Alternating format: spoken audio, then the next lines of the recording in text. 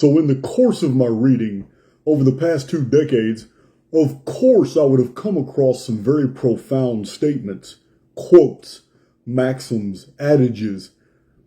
It's things that I have written down over the years and kept in different scrapbooks, collected them, put them together, reorganized them, and basically committed most of them to memory. These did not come from a quote book. These are 72 quotes of power that I have collected from just about as many sources over a long period of time. I decided to do this because the quotes that we collect, and I'm not the only one that does this. I know some of you have collected some, today we call them memes, but some of those memes have some very profound statements, axiomatic, self-evident truths. The quotes that we collect, that we hold dear, are actually little windows into our souls, into our personalities. So this is what I'm sharing. These are the quotes that have impacted me, that have put me in the direction that I've gone and am going. So chew it all up and spit out the bones. Some of them might not be for you, but I think a lot of you are going to resonate with some of these statements. These are from different personalities, different time periods, different minds, who all had come in contact with different information. So take that into consideration when you're listening to some of these quotes. And this is something you can just play back over and over as you're driving. Commit some of them to memory. But in anything, like I tell you guys all the time, you just take from it what you can and let the rest go. If something doesn't fit, don't force it.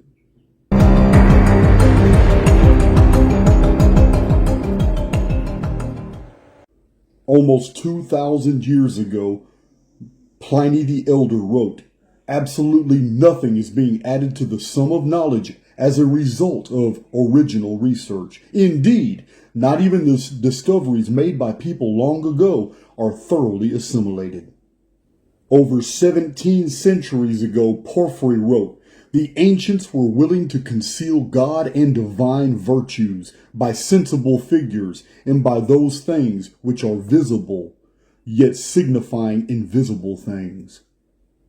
A text from the Dead Sea Scrolls over 2,000 years in age, called the Book of Secrets, reads, "But they did not know the secret of the way things are, nor did they understand the things of old, and they did not know what would come upon them, so they did not rescue themselves without the secret of the way things are." The Book of Ecclesiastes 1:9, "There is no remembrance of former things, neither shall there be any remembrance of things that are to come with those that shall come after." Tacitus in the Annals of Imperial Rome 352, "Men's minds become so sick they can only be relieved by remedies as severe as the infection." In Past Shock, Jack Barringer wrote, "The claim that God has this wonderful gift to offer but will eternally damn anyone who doesn't accept it is an idea that is both illogical and psychologically damaging." In the 1930s, after a lifetime of research, Charles Fort wrote, "There may be occult things, beings and events that also there may be something of the nature of an occult police force which operates to divert human suspicions and to supply explanations that are just good enough." 15 centuries ago, Jerome in his letter to Nepotian wrote, "Know that in judging others you pass sentence on yourself."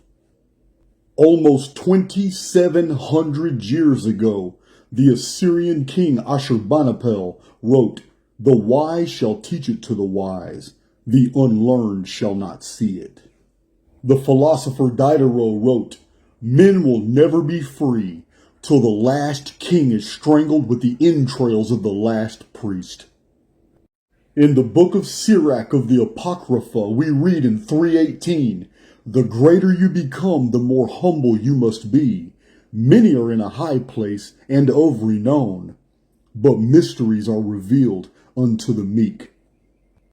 Also in the Apocrypha, in 2 Esdras 14:26, we read, "Some things thou shalt publish, and some things thou shalt show secretly to the wise. Over 200 years ago, Napoleon Bonaparte said, I feel myself driven towards an end that I do not know.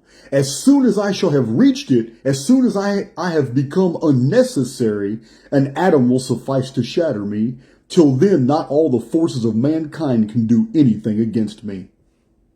30 years ago in the book, The World is All Wrong and Everybody Knows It, C.W. Dalton wrote, one who believes that the purpose of life is living loses nothing when he dies.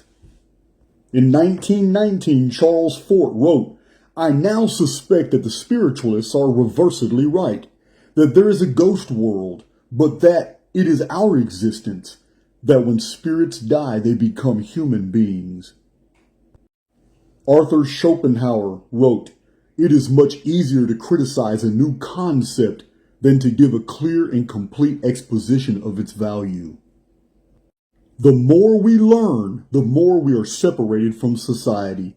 Many fall into depression by this disconnectedness, but the few who adapt, who observe this chaotic world of half-truths and deceptions objectively as a viewer rather than a participant, are they who experience true power. These are souls ready to move on, but are still with us in this world for reasons known only to the universe. Victor Hugo wrote, an invasion of armies can be resisted, but not an idea whose time has come. Nisargadatta Maharaj wrote, the search for reality is the most dangerous of all undertakings, for it destroys the world in which you live. P.T. Barnum was famous for saying, it doesn't matter what they say about you, as long as they spell your name right. The ever-clever Voltaire wrote, when once a nation begins to think, it is impossible to stop it. Ernest Holmes in 1919 wrote, fate is in our hands. The whole trouble has been that we reason as men and not as gods. Ernest Holmes also wrote, the average person when told the truth will still seek some other way. And one of my favorite quotes, Oliver Wendell Holmes, a man's mind stretched by a new idea can never go back to its original dimensions. Historian Daniel Boorstin wrote, the unknown can be discovered by clearly marking the boundaries of the known. 120 years ago, Franz Boas wrote, record enough facts and the answers will fall to you like ripe fruit. And Franz Hartmann wrote, one who is properly informed is not easily deceived. Again, C.W. Dalton wrote, the longer one searches, the greater he discovers the area of his ignorance to be. Some of you in my comment sections should pay heed to this Persian proverb. Don't let your tongue cut off your head. George Hunt Williamson wrote, the world fears a mind that thinks more accurately than its own. To think is to be persecuted. To have vision is to be hated by the visionless. To be wise is to be reviled by fools. And Arthur Schopenhauer again. Every man takes the limits of his own vision for the limits of the world. The philosopher Berkeley wrote, few men think, but all will have opinions. Sir Arthur Conan Doyle in Sherlock Holmes wrote, when you have eliminated the impossible, whatever remains, however improbable, must be the truth. The anonymous iconoclast Wicked Jester wrote, free all men, and they will use their freedom to forge new chains. Barry Fell in America BC wrote, there is a tendency on the part of those established in a field of science either to ignore or label as fraud anything that does not fit in with their preconceived notion of how things should be. It is much easier to cry fraud at something out of the ordinary than it is to investigate it. An old Chinese proverb, it is better to light one candle than curse the darkness. Charles Haanel in 1922 wrote, "Thinking is the only activity which the spirit possesses, and thought is the only product of thinking." My third quote from Arthur Schopenhauer, The World as Will. In order to acknowledge and freely admit the worth of another, a man must generally have some worth of his own. David Icke wrote, "No one is powerless, ordinary, or insignificant. To claim so is to say the divine infinity is also these things. If we change our imagination of ourselves, we can live our lives as the incarnate ocean and not as the disconnected droplet, as infinity and not only as far as the eyes can see." A couple centuries ago, Voltaire wrote, "Those who walk the well-trodden path always throw stones at those who are opening a new road." Henry David Thoreau wrote, "While civilization has been improving our houses, it has not equally improved the men who are to inhabit them." And I am in full agreement with Immanuel Kant. It is indeed true that I think many things with the clearest conviction, which I have never had the courage to say. But I will never say anything which I do not think. P.D. Ouspensky wrote, "Emotion unveils in the soul of man the development of powers so deeply hidden that by the majority of men their very existence is denied." In 1599, Matthias Quat wrote, "There will come a time when none of the secrets of nature will be out of the reach of the human mind." And again, my friend Voltaire, "Antiquity is full of the praises of another antiquity still more remote." In 1920, Albert Churchward wrote, "Thousands of years ago, the grand architect of the universe gave the old wise men of Egypt the written laws for everlasting life, as well as a doctrine of final things.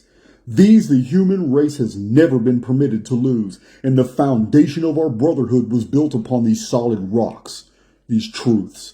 Although we have traveled far and long since our originals were in existence, we therefore have many innovations in our rituals on account of compilers of these latter days not understanding the originals.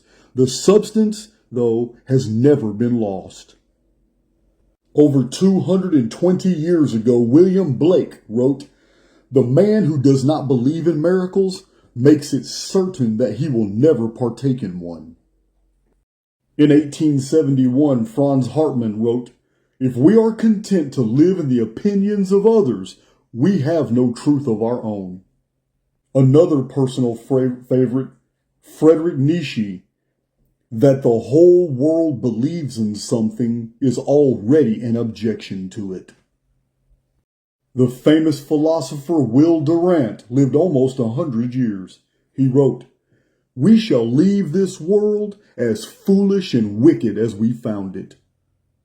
M. Devereux wrote, "We live in a world where true evil disguises itself while pointing the finger at the innocent. They accuse their enemies of what they themselves are, and they always tell the exact opposite of the truth. It falls upon us to be diligent, recognize the players, agents of the simulacrum, the NPCs, the media and pop culture puppets of the elite. Intuition is your greatest defense." Wallace Wattles in 1910 wrote, "The man who can sincerely thank God for the things which as yet he owns only in imagination has the real faith." Henry Cornelius Agrippa, citing Iamblichus, wrote, "Inaccessible places become accessible for those that are divinely inspired." Helen Vandenman wrote, "There is no death because an opposite to God does not exist."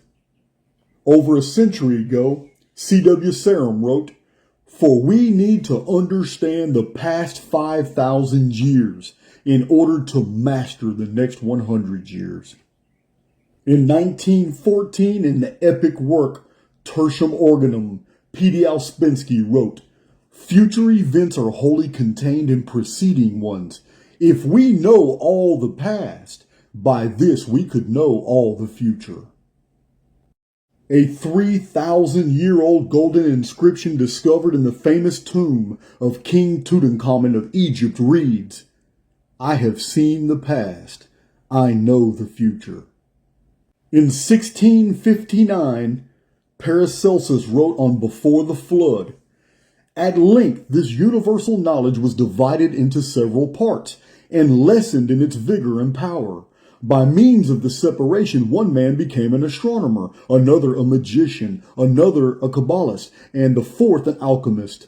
Abraham, that volcanic Tubal Cain, a consummate astrologer and arithmetician, carried the art of the land of Canaan into Egypt." Emanuel Swedenborg in 1755 wrote, "The spiritual man feels quite independent, yet knows and acknowledges that he is led by invisible cords."